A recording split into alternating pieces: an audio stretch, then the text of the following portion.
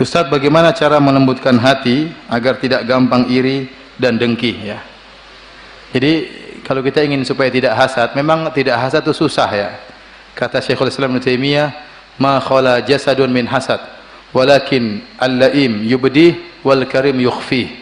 Tidak ada jasad yang selamat daripada hasad, tetapi orang yang baik menyembunyikannya, orang yang buruk menampakkannya.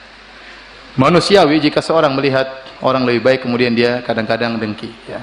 Tapi seorang harus lawan. Seorang muslim harus sadar bahwasanya ini adalah sifat iblis.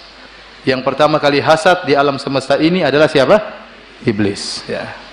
Dan inilah sifat yang kemudian diwarisi juga oleh Yahudi. Tadi sudah kita sebutkan, hasad kepada Nabi Muhammad SAW ternyata nabi terakhir bukan dari bangsa Yahudi ya. Kalau kita tahu ini adalah sifat yang buruk, sifatnya iblis, sifatnya Yahudi, maka kita berusaha menghindarkan diri daripada hasad tersebut ya. Orang yang hasad berarti dia protes dengan keputusan Allah Subhanahu wa taala. Seakan-akan dia mengatakan ya Allah, dia tidak pantas untuk diberi kemuliaan. Ya. Yang harusnya saya yang diberi kemuliaan atau cabutlah kemuliaan darinya. Itu berarti dia protes terhadap takdir Allah Subhanahu wa taala.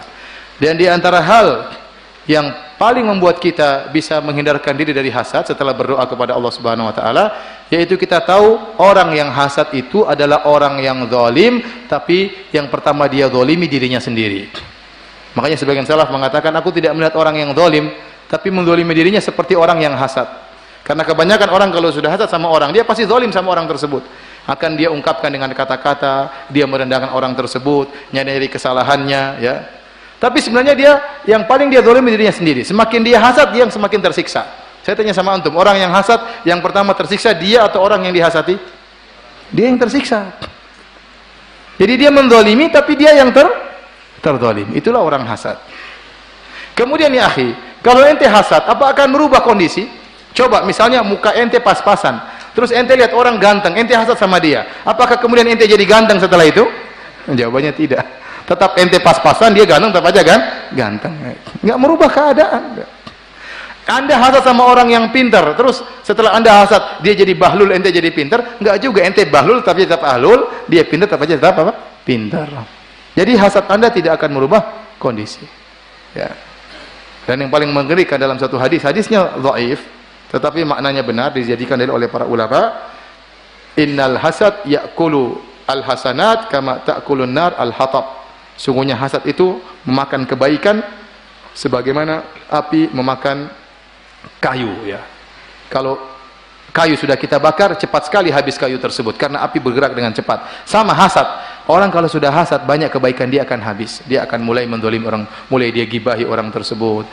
Kalau orang tersebut celaka, dia senang, dia gembira, dia cari-cari kesalahan orang tersebut dan seterusnya, sehingga akhirnya dia mendolimi orang tersebut, maka kebaikan dia akan dia transfer kepada orang yang dia hasati. Makanya di antara doa agar kita terlindung dari hasad ya, Qul a'udzu birabbil falaq min syarri ma khalaq wa min syarri ghasiqin idza waqab wa min syarri hasidin idza hasad. Kita berlindung jangan dari keburukan orang yang hasad kepada kita. Wa min syarri hasidin idza hasad. Ya Allah, aku berlindung dari keburukan orang yang hasad tatkala dia hasad ya. Adapun kalau kita ingin terlindung dari hasad, di antaranya doanya ya, walladzina ja'u min ba'dihim yaquluna rabbana ighfir lana wal ikhwanil ladzina sabaquna bil iman wa la taj'al fi qulubina ghillan lil ladzina amanu. Jadi artinya ya Allah, janganlah kau jadikan dalam hati kami ada dengki, tidak suka kepada orang-orang yang beriman. Jauhkanlah penyakit hati kami, di antaranya jangan hasad kepada orang yang beriman.